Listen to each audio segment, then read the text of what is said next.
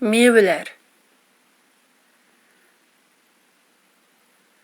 Banan, banan. Tavus, tavus. Qoğun, qoğun. Şaptul, şaptul. Toğaç, toğaç.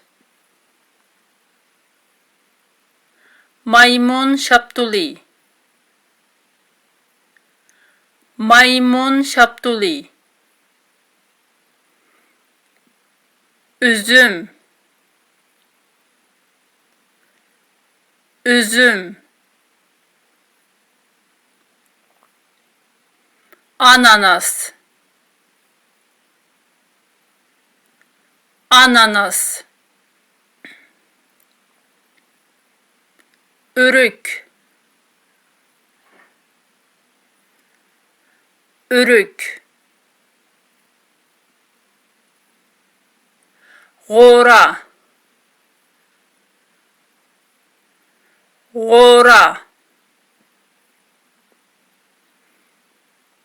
Karıürük, karıürük. Gilas,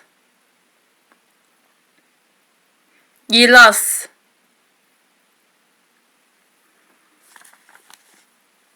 Bölcürgen, bölcürgen. Ücme, ücme. Limon, limon. Avokado, avokado.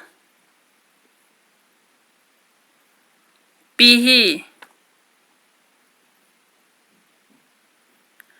bihi.